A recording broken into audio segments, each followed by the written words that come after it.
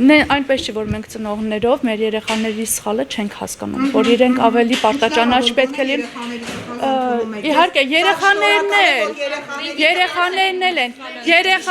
Երևանի բժշկական ակադեմիա ու ձայնագրել պրոռեկտորին։ Հա? Ճիշտ է, ես հենց հիմա եթե միացնեմ, ոնց եք մտել ուսանողներով ու ձայնագրել պրոռեկտորին։ Խնդիր չկա։ Ես տեղեկացված եմ, որ ձայնագրում եմ, բայց ձեր արածը արված չի։ Ես թույլատրել եմ, որ անեն, բայց ես այս պատգամ մարմիններին ցույց եմ տալու, որ անօրինական ձևով ուսանողները ներխուժել են Երևանի բժշկական ակադեմիա պրոռեկտորի սենյակ եւ ձայնագրություններ են, որտեղ ուսանողը ուշանում է ու դուք կարաք չթողեք մտնի իր աստուգարքին։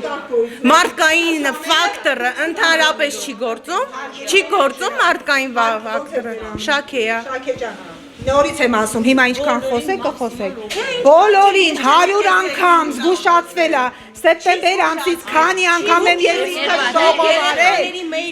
Ինչ-որ միտեղ զգուշացում արել։ Ես ինքս քանի անգամ եմ մտել ժողովներ արել, ասել հարգելի ուսանողներ, գնում ենք պետական քննությունների, խնդրանք եւ պահանջ։ Դե եթե ձեր երեխեքը ձեզ չեն Ասում եմ, բերում կանգնացնում եմ փաստի առաջ։